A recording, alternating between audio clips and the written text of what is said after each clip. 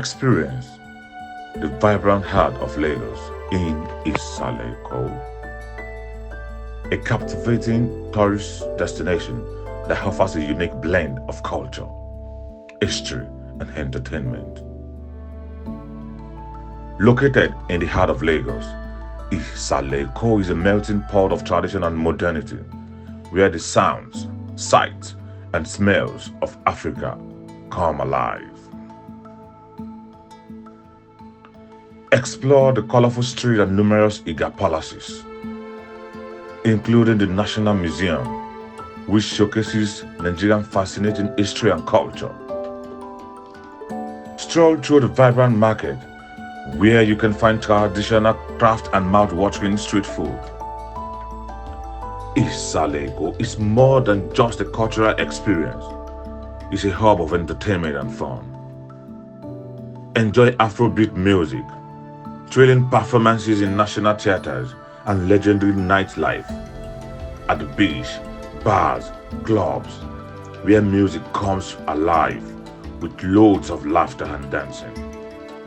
Whether you are a history buff, culture vulture, or simply looking for a unique experience, Isale Eko has something for everyone. Come and discover the magic of Isale Eko for yourself, and you won't be disappointed. Visit Lagos, visit Nigeria, visit Isale Eko today.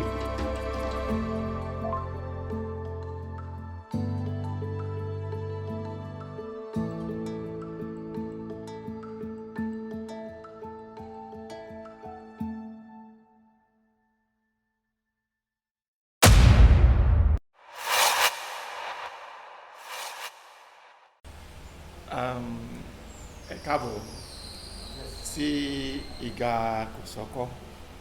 Orúkọ tèmi ni Abíọ́lá Ọlọ́jọ́ Kòsọ́kọ́, ọlọ́jà tìlú Èkó, olóyè tí gbogbo ẹbí fọwọ́ sí, tí wọ́n máa ń pè nílùú òyìnbó wípé ọlọ́jà of Lagos elect.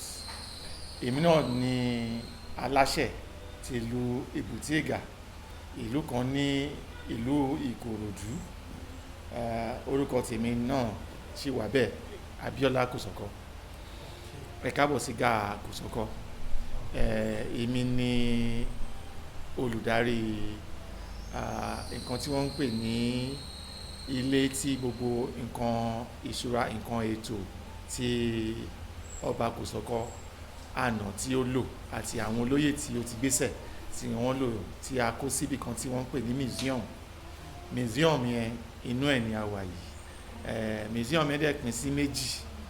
Museum kan wà tí ó ní àwọn nǹkan tí ó jẹ́ ti Kòsọ́kọ́ tí ó lò nígbà ayé ẹ̀, àti àwọn nǹkan tó jẹ́ ti bàbá tí tó ṣẹ̀dá Kòsọ́kọ́ wá sílé ayé tó jẹ́ Ìṣílókun, àti àwọn àbúrò ẹ̀ pẹ̀lú àwọn olóyè kan tí ó ti wá nígbà kan tó ti lọ. Inú ibẹ̀ la wà yìí. Museum kejì yẹn ni àwọn nǹkan tí ó jẹ́ ti Kòsọ́kọ́ náà, pẹ̀lú ti ẹbí Kòsọ́kọ́ àti ti Èkó lọ́pọ̀lọpọ̀, tí ó jẹ́ nǹkan tí àwọn èèyàn rẹpẹtẹ tí wọn ò mọ̀ ń pa ẹ̀, tí ó jẹ́ pé ó ti fẹ́ máa parun nípa ìsọ̀rọ̀ Èkó àti nǹkan tí ó jẹ́ kí Èkó kó dúró. Ìyẹn náà wà nínú ibòmíì tí máa jẹ́ kí ẹ lọ fojú rí lẹ́yìn ìgbà tí a bá wo ti tó wà níbí báyìí tán. Ẹ káàbọ̀ sí Ìgà Kòsọ́kọ́. Ṣé a lè bẹ̀rẹ̀ ẹ̀rìn náà sí àbí ní nǹkan mi bẹ̀rẹ̀ sọ? Kò sí, inú mi dùn wípé ẹ̀yin ẹgbẹ́ tí ẹ wà ní tí ó jẹ́ pé iṣẹ́ tí ń láti máa jẹ́ kí àwọn ọ̀dọ́ àti àwọn àtọ̀húnrìnwá kí wọ́n mọ̀ nípa ìṣẹ̀ṣe ìlú wa ní ìwọ̀ oòrùn àti àlọ́ oòrùn ti Áfíríkà. Inú mi dùn pé ẹ fi àsìkò lẹ̀ nínú àsìkò yín tí ó pọ̀ tí ẹ fi ń ṣe àwọn nǹkan kan nípa ti yín náà, ẹ fi lẹ̀ láti wá síbí wá wo nǹkan tí a ní Ìgà Kòsọ́kọ́. Inú mi dùn pé ẹ wá, mo dẹ̀ fẹ́ gbà ní àdúrà yìí pé ìgbà tí a bá máa fi kó mi báyìí náà, àrìnìkọ́re àfòyà ẹbí ló máa jẹ́ o.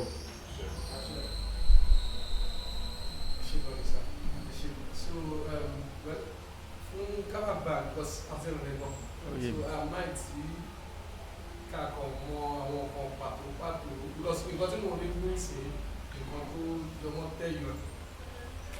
Kò ń ṣe nǹkan tó jẹ mọ́ tẹ́yọ̀. Tó bá rí àgà tí wọ́n pè ní akẹtẹ, kò ń ṣe pé ó jọ ti ẹ̀yọ̀, ó kàn jẹ́ pé ẹ̀yọ̀ òun ló fún ní orúkọ tí ó di nǹkan tí gbogbo èèyàn ń kàkùn.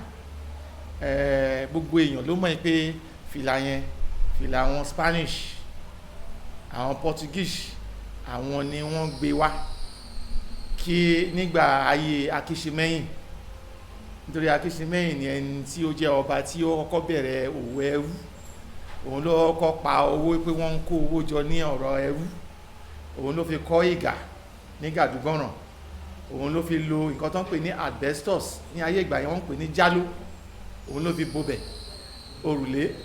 Òun ló kọ́kọ́ lo péǹtì tí wọ́n ń pè ní ẹfun láti fi kùngà Ìgàdúgbọ̀ràn. Òun náà ló kọ́kọ́ lo aṣọ tí wọ́n ń pè ní velvet láti fi túngà ṣe, láti fi bo gbogbo àyíká ìgà.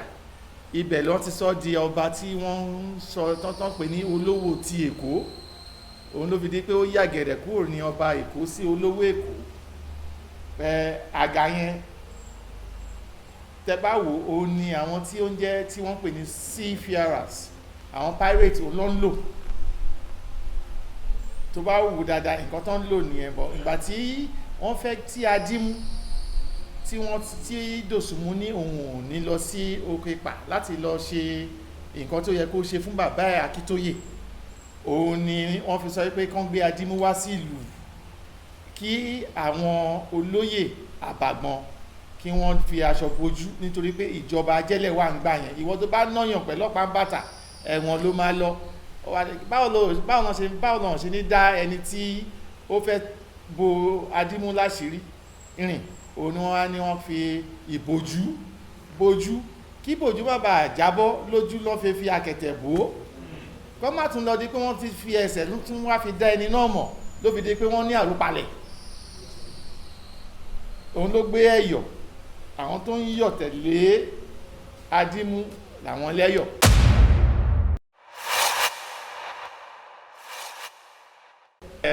Gbogbo ètò wà bíbà akẹ̀tẹ̀ oríṣiríṣi ní tó ń pè lága. Àgàdẹ̀ ní ẹ máa rí pé kọ́lọ̀ oríṣiríṣi ló wà bíbà. Àgà yìí òun náà fi àwọn tó gbajúmọ̀ láàrin Èkó yàtọ̀ sí pọ́n fi ń ṣẹ̀yọ̀. Tó máa fẹ́ ṣe ọdún, wọ́n fẹ́ ṣe àpéjọ, nǹkan tí wọ́n máa gbé tó máa wọ̀ ní aṣọ tí tó máa fẹ́ lò jọ yẹn, òun náà máa fi ṣe àgà yẹn, náà máa fi bo àgà yẹn láṣìírí. Nǹkan tó wà bẹ́ẹ̀ ni pé velvet tí wọ́n fi ń lò láti ayé ìgbà yẹn òun náà lélẹ̀. So nínú ìgà Kòsọ́kọ́ àgà méjìlá ń lò tó jẹ́ official.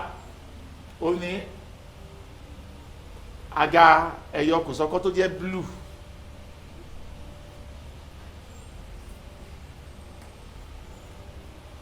tí àgà asájàn rẹ̀ ẹ̀yọ̀ Kòsọ́kọ́ asájàn. Nǹkan méjì tí ẹ̀yọ̀ méjì tó ń jáde nínú ìgà yìí ni àwọn eléyìí. Máa bẹ̀rẹ̀ láti ibi nǹkan ní wọ́n ní Èkó, ọba Benin àti ọba Èkó. Ọba méjì ló wà ní gbogbo ilẹ̀ Oòduà. Ọba méjì ni ọba ti Benin àti ọba ti Ifọ̀. Gbogbo àwọn ọba yòókù wọ́n ní orúkọ tiwọn, àkọlé tiwọn.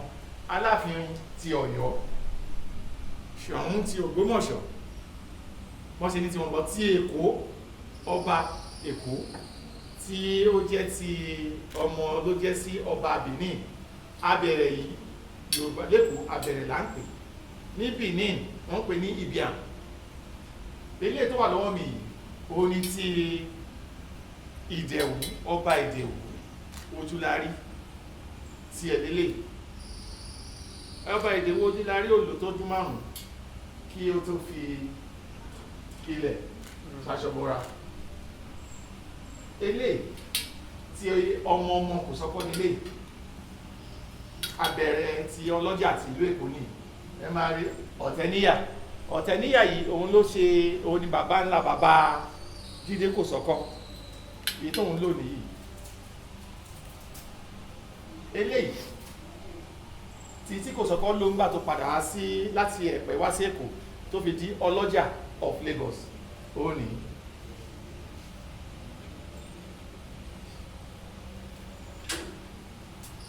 ìwọ̀n kan ṣẹlẹ̀ wọ́n máa ń sọ pé Kòsọ́kọ́ wípé wọ́n fún ní idà ọba lóbìnrin ilẹ̀ Gẹ̀ẹ́sì tí wọ́n ń pè ní United Kingdom ó fún Kòsọ́kọ́ ní idà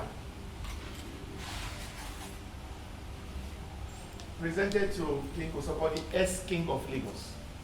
Ó fún ní eléyìí nígbà tí Kosoko sign agreement tí gbogbo wa mọ̀ ní the Palaver Island, the Ẹ̀pẹ́ Treaty.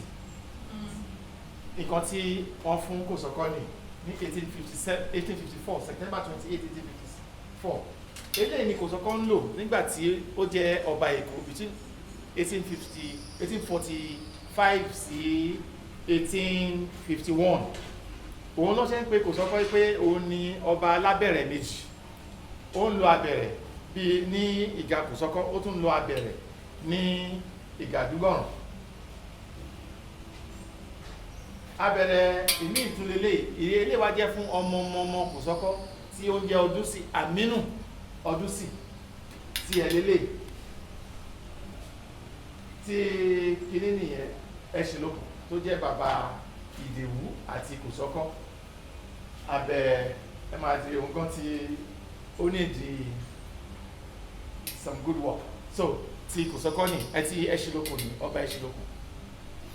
Now nínú gàrà ní fámìlì Kòsọ́kọ́ tí ó jẹ́ ti Ẹṣìlókùn oyè méjì ló wà. Oyè kan wà tí ó jẹ́ ti Ọ̀gáládé, ó ń lo abẹ̀bẹ̀. Oyè kejì tí ọlọ́jà, ó ń lo abẹ̀rẹ̀. Abẹ̀rẹ̀ rèé, abẹ̀bẹ̀ nìyí. So Àkárìgbèrè class ìyẹn ni wọ́n pè Àkárìgbèrè royal class of white cap chiefs. Eléyìí Ọ̀gáládé ni aṣáájú wà.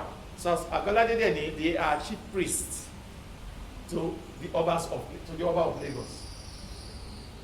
Now ó ní ọkàn tí máa fi hàn yín nísìn tí bí wọ́n ṣe fún Kòsọ́kọ́ ní ìdàyẹ náà fún ní working stick tó jẹ́ staff of office. So staff of office yẹn a ṣe ń tọ́jú ẹ̀ nítorí pé kò sí insurance company tí ó lè fún wa ní insurance coverage fún gbogbo àwọn artifacts, but eléyìí ni working stick tí Kòsọ́kọ́ lò bó tó kúrò láyé. So wọ́n wá ṣe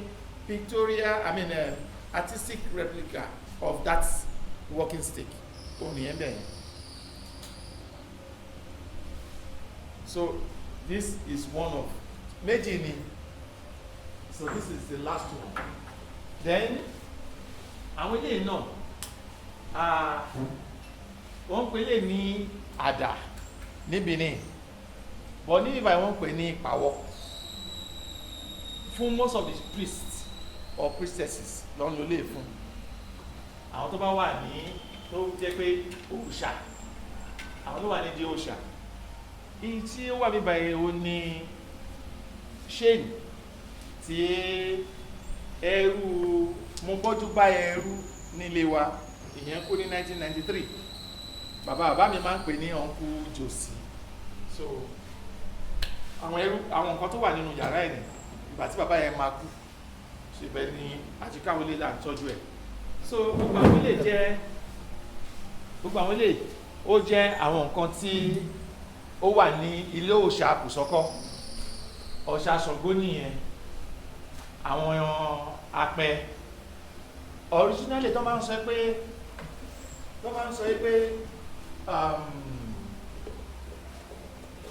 ajé, igbá ajé gangan lélẹ̀ yìí, èyí tó ń fi owó ẹyọ sí wọ́n kàn paláwọ̀ ní wọ́n paláwọ̀ dà ní igbá ajé gangan ni. So igbá ajé ni. Then ó ní ọ̀kan tí àwọn èèyàn máa ń sọ, wọ́n ní Kòsọ́kọ́ jagunjagun ní Kòsọ́kọ́ òun ṣe tí ó ń gbébọn tó lọ ń jagun, bọ́ Ọlọ́run dá ní èèyàn tí ó ní àṣẹ láti òde ọ̀run wá. Tẹ́ bá gbọ́ ìtàn Kòsọ́kọ́, wọ́n sọ pé wọ́n bí láìmọye ìgbà tó dẹ̀ ń kú, kò ṣe pé ó ń kú ní kékeré, ó ń kú tó ti ń rìn.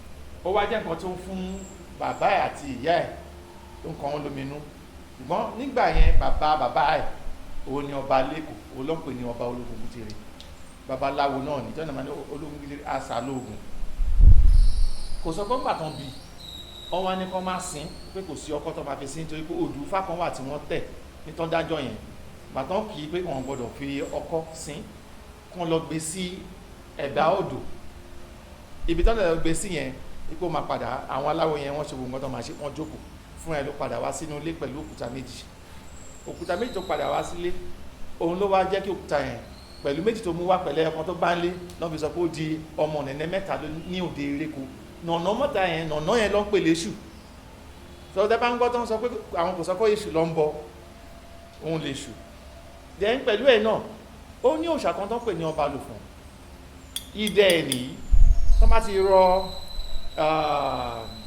nǹkan tó ń pè ní perfume tó bá ti rọ sí tó ń pa láró tó bá gbé sílẹ̀ ẹni tó bá wù á kú ẹni tó bá gbóòrùn ẹ̀ á kú òun ló máa fi ń sọ pé ó dó ń ta apá lé òrùkọ ó dó ń ta làṣà èrò rasa òrodò èkó lé òta fífí lójú omi kó jẹ́ pé gbé machine gun síbẹ̀ àgbo gbé ẹni tí síbẹ̀ bọ́ nítorí pé àwọn èèyàn bẹ̀rù ìwọ tó bá rí okú ó tún ṣẹlẹ̀ láàrin èkó náà tó máa sọ pé ogun ọ̀pọ̀lọpọ̀ tó ṣẹlẹ̀ láàrin èkó ogun olómi rọ̀ ogun olómi iyọ̀ ogun olùkólélégbélé gbogbo àwọn kìíní ìtẹ́bá kójọ ó ṣe epic film lẹ́ẹ̀mọye tó yẹ pé àwo tán ní gbogbo tó wà bíbà òòṣà Kòsọ́kọ́ òun ni gbogbo àwọn tẹ́ ń rí níbẹ̀ yẹn ní bíbà yẹn náà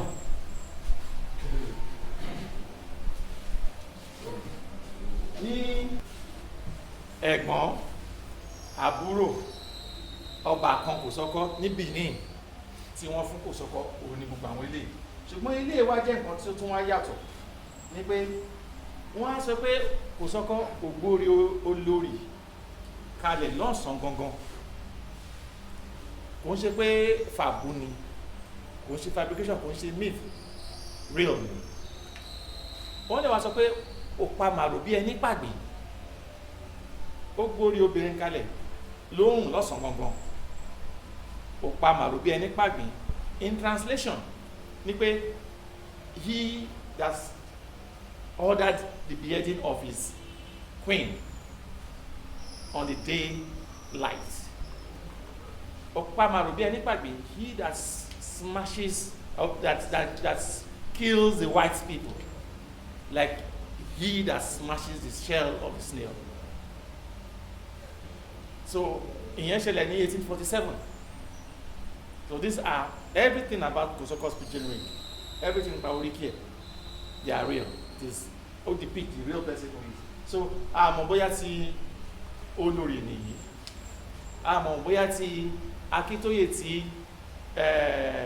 tí Tápà Òṣòdì tó lọ gbé wá ní orúkọ Akíntóyè bóyá òun délé bóyá tí àwọn màrò ní bóyá òun délé àwọn ò mọ̀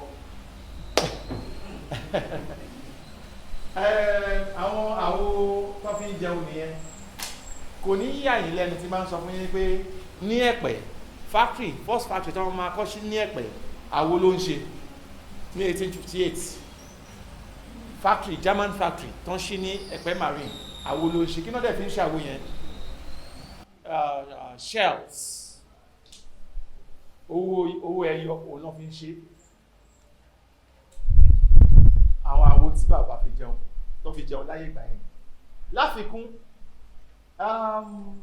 mọ́ṣáláṣí yìí wọ́n pe mọ́ṣáláṣí ní Ratiba Mosque Fúlàní kan wọ́n pè ní Audu Muhammed Audu ìgbà tí àwọn Kòsọ́kọ́ tó ń dé ibi tó ń jẹ́pẹ̀ tó ń ṣe gbogbo nǹkan tó máa ṣe tí wọ́n sọ lórúkọ tán àwọn mọ́ṣáláṣí yìí náà ṣe àdúrà bí wọ́n ti ṣàdúrà tó ń ṣe gbogbo àdúrà tó wá wọ́n omi sílẹ̀ omi tó ń wọ́n sílẹ̀ yẹn ìgbà tí Kòsọ́kọ́ máa padà wá sẹ́kọ̀ọ́ ó wá pẹ̀lú àwọn traditional chiefs ó wá fi àwọn Muslim clerics sílẹ̀ lẹ́ẹ̀pẹ́ ó wá fi 2 balógun sílẹ̀ ń bẹ̀ balógun yẹn ló ń pè ní balógun Adéníyà àti balógun Ìpọ̀sùn kó máa dúró tì wọ́n bẹ̀ so bí Ẹ̀pẹ́ ṣe di ìlú nìyẹn tí ó fi wà tí dè ní eléyìí ó sọ̀rọ̀ ń pa èmi tó máa ní ẹni tí ó bí bàbá mi Kandele ó wá jẹ́ ọmọ ló jẹ́ sí Kosoko ọmọ ló jẹ́ sí Kosoko ó bí ọlọ́jọ́ wá bí Akínsọ̀yà wá bí Láwánì òun bí Ashimi bí Kosoko Ashimi bí Akim wá bí èmi so the back 7 generations lèmi so òun ni the first black photographer eléyìí ni gbogbo àwọn ọmọ ẹ̀ wọ́n wá form group tó ń pèrè àwọn níbi Ọlọ́jọ́ Brothers photography workshop wọ́n bẹ̀rẹ̀ the Kosoko's films so àwọn òun ni the first black cinematographer. Now òun ni the first black cinematographer tó ń bẹ̀rẹ̀ the New York School of Cinematography in 1927. So every video theory between 1940 till 1971 was shot by them. So let us work. So space the space enough to take all these things. So that's actually expansion because this alone, I think about almost 1,000 contents of things to exhibit about this. So she had one there. These are things: the cameras, the dryers, the color printer, the black printers.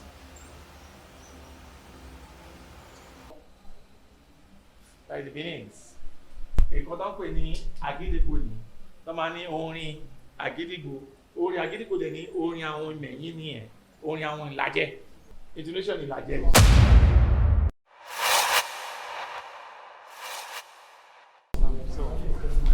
Mo yẹ sọ ní ìbẹ̀rẹ̀ wípé ibi tí a wà yẹn ni ìwọ̀nba ní àyè tí a ní nínú ọ̀gá nǹkan tí mò ń ṣe ni pé ó wù mí kí n fẹ́ sí ṣùgbọ́n bọ́lọ̀ ṣe ń fẹ́ àyè wà tí mo tún ní ó yá bá ṣe máa ṣe nì a ti wá ṣe ó ti fẹ́ máa di nǹkan tí àwọn èèyàn ti bẹ̀ sí máa jókòó wò àwọn ilé ní àmúhòrán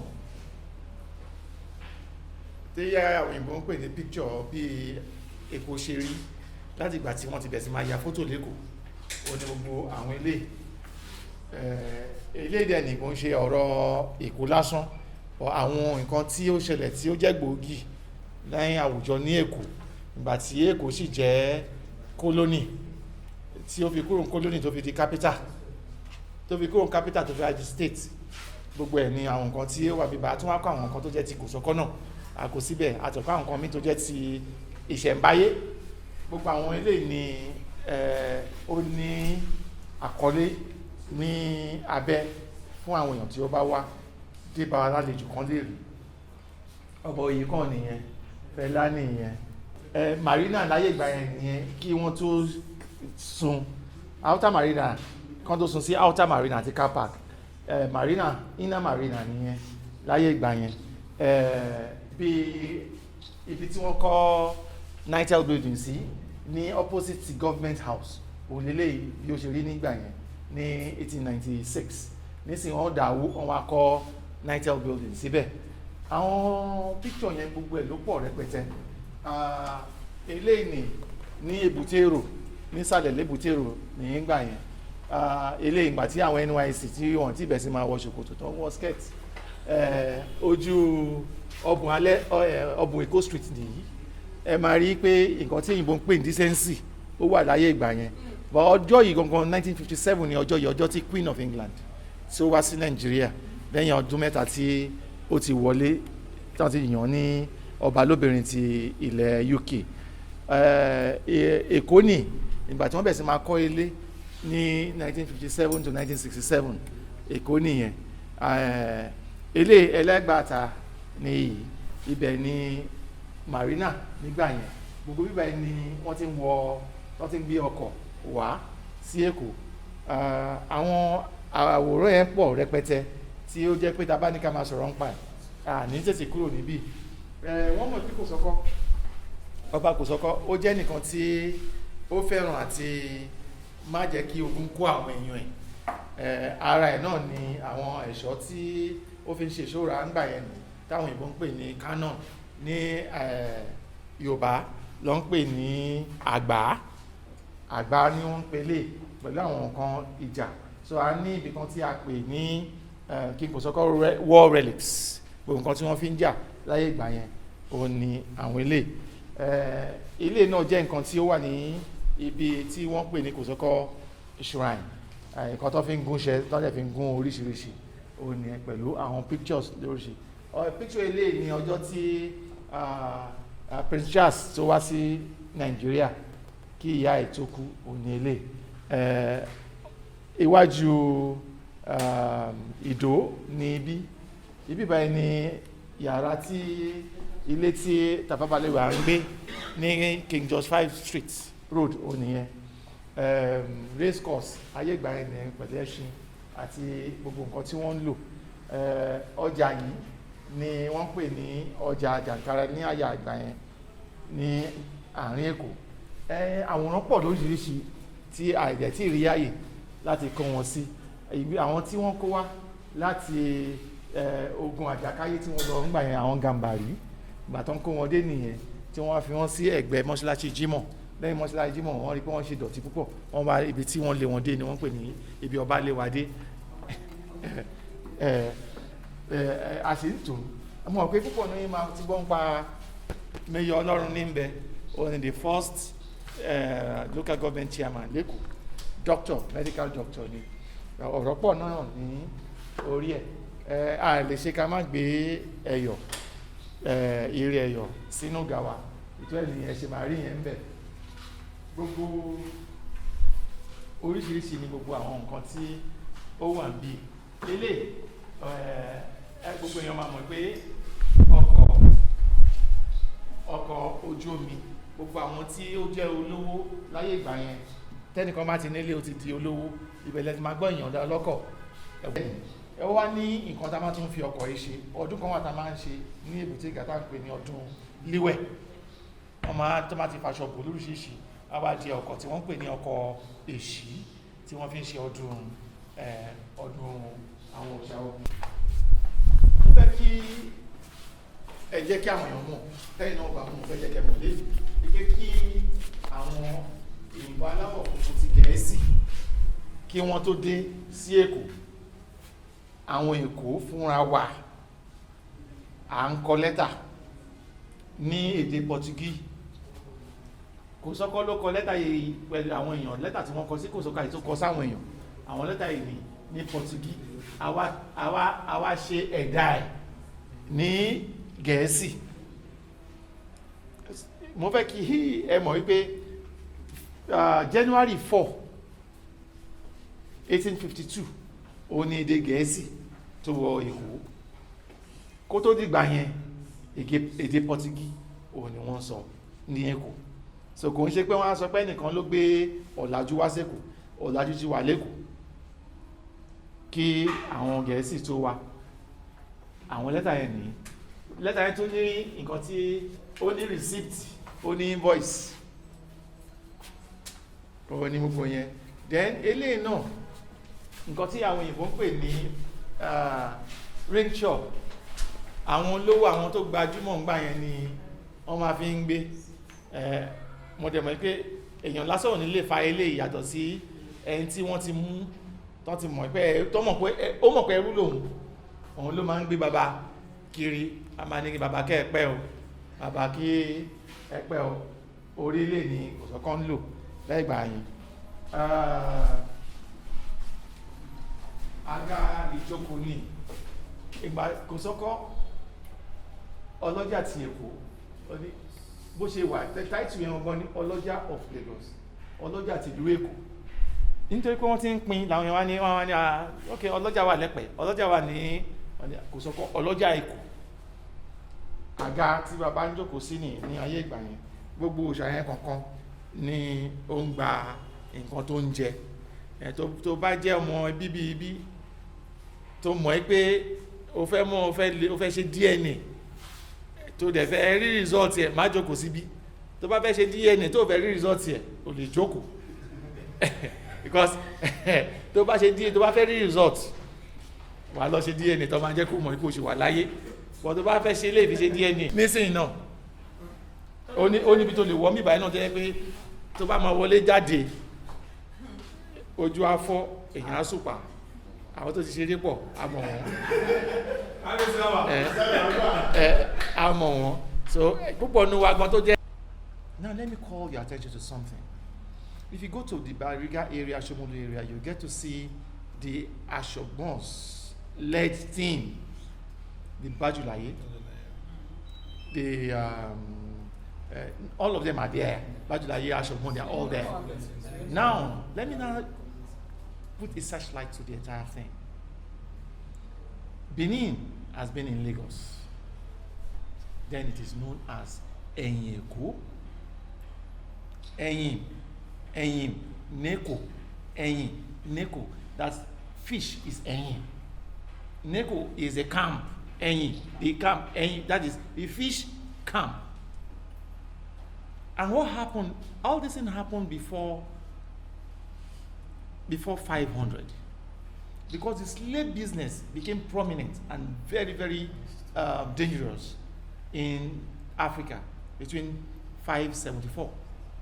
That is when the Arabians started coming into Africa to pick slaves. They all came in through Zambezi River, and they moved in. And they started using some African kingdoms to help them to catch their black people. That again make the blacks start moving towards the forests, because camel and us cannot do well chasing them in the forest. That moved the Igbos too down to where they became subject to the Aroshuku people. Ife collapsed several times, Oyo collapsed several times, and that resulted to the mass movement that was also introduced in the Ogufumire time, that Ogun Ajakaye, the unknown war. Everybody moved towards this side. And on getting to this place, the people that were coming in here to fish, they were paying tributes to the Benin king through Ashogbon Oba of Benin, who is the current Ashogbon of Lagos. What they do is to collect fish in lieu, because these people are protecting all the tributaries that leads to Benin Kingdom, because Benin Kingdom controls all this place up to some part in what's the name? Benin Republic. Then they were just two kingdoms, the Waida and the Dahomey. Of course, they are both together now. Yes. Now, that's process. They were there, they will come this way, they will come here to fish. The Benin, the Shekiri from Alamakiri. The Ijos from Alamakiri will come this way to fish. Then the Imeyi people from Orubo, they will come here to fish. And what did they come to do? Just hold on. They come here to fish because they don't have nets. What they have is Akobi. And you can only use this thing where the river, the big river or the stream gets narrow, where you can put this. So they come here as a visiting fisherman for 3 months, catch their fish, roast it, dry it. After 3 months, they go. They'll come back again in 3 months. That again give the fishes room for that shifting cultivation kind of farming. But the Yorubas start moving towards the side. That moved them, their movement resulted to them coming to meet with the visiting fishermen. They now become the resident fishermen. And what happened?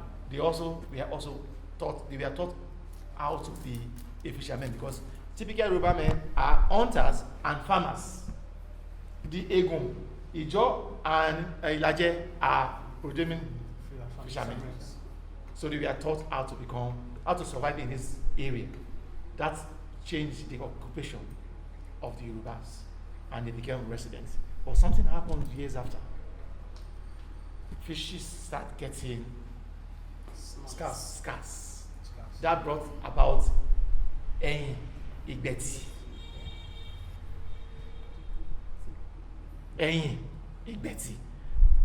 Fishing port in the mainstream, not in the camp.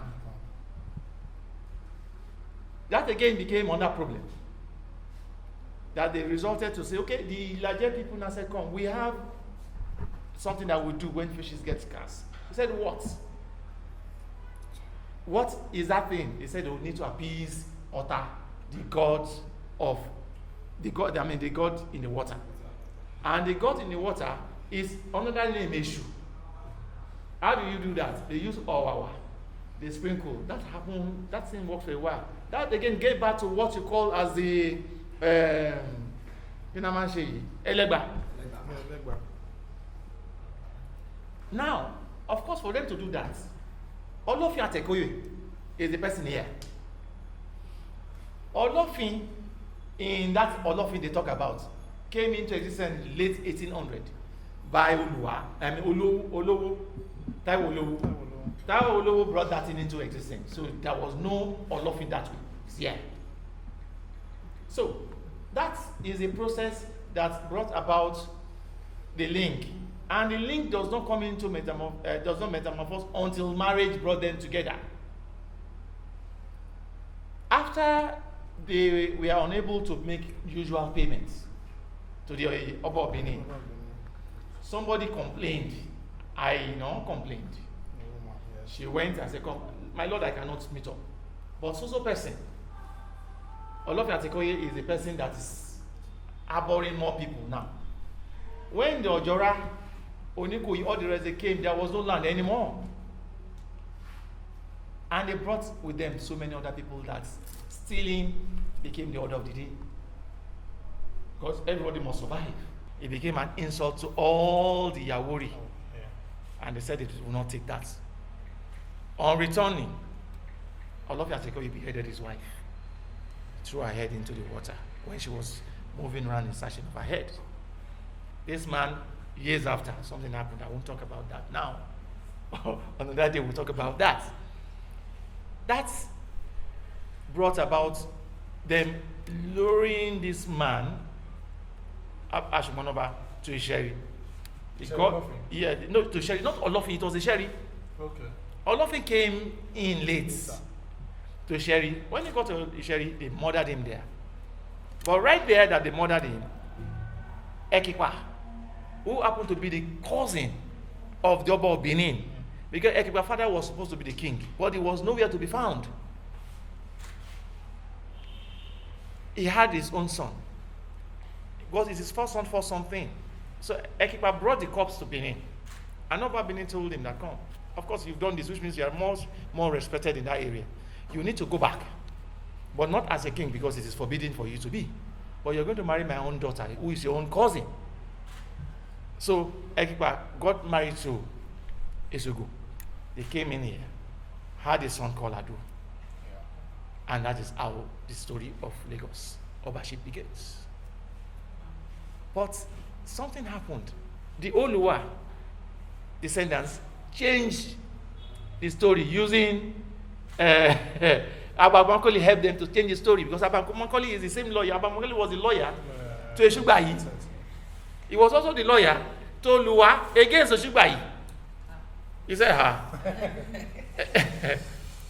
So he also convinced Esugbayi's brother, when Esugbayi's brother again, to give him the staff of office to go and present to them in London that the Oba of Lagos is in support of their cause. That Oba of Lagos does not have the permission and the right to cede land.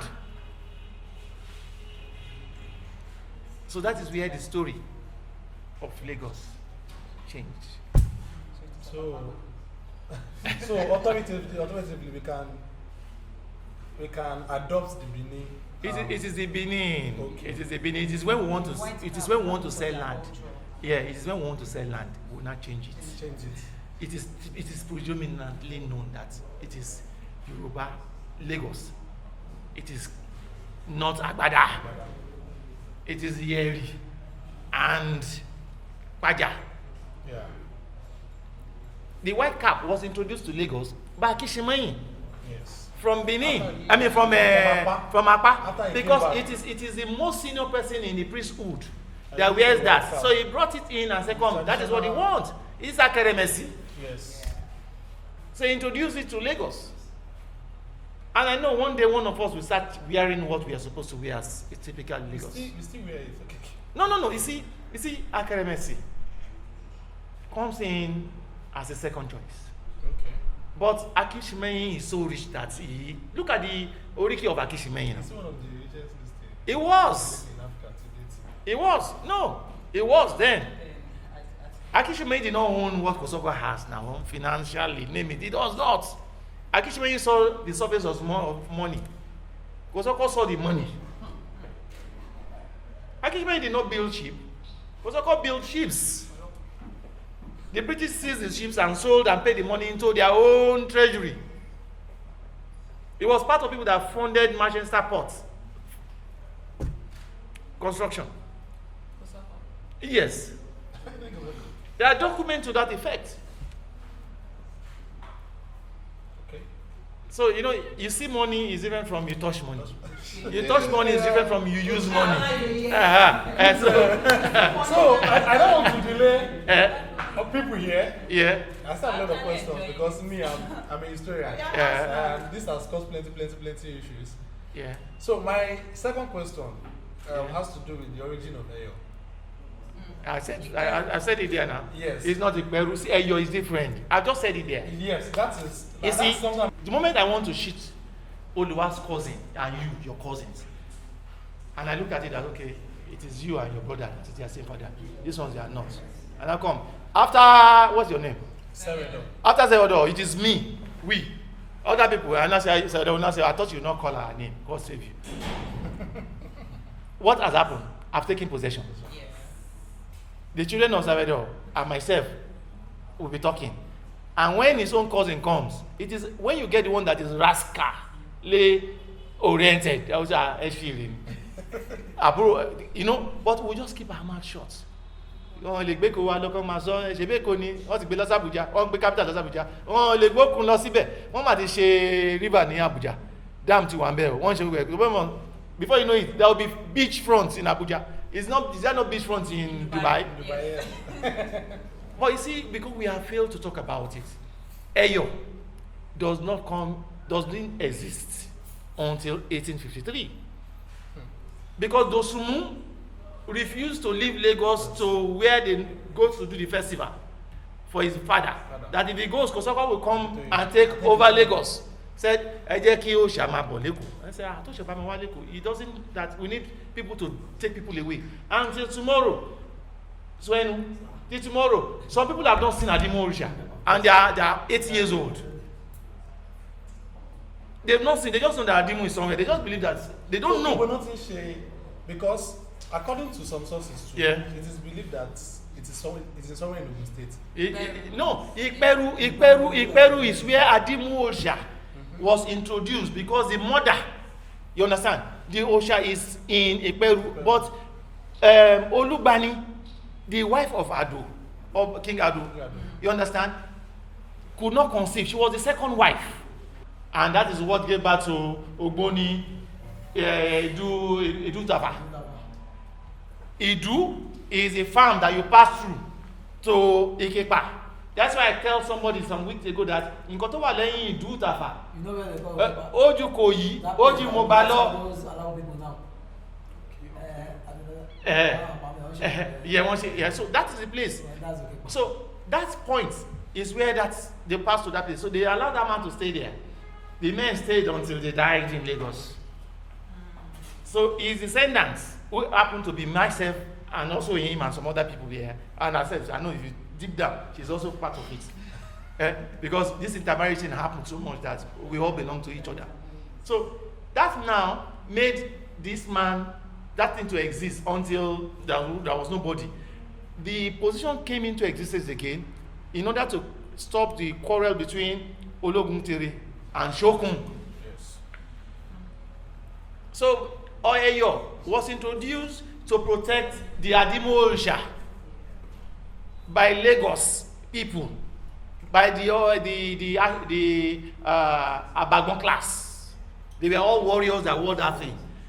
For them not, because by the time you beat somebody, they made undertaking. There was a letter, I see a copy of the letter written, approving that parade in 1853. So they weighed people away from that procession. So Eyo didn't come from there, but the Orisha came from there. So is Eyo Adimu the first Eyo?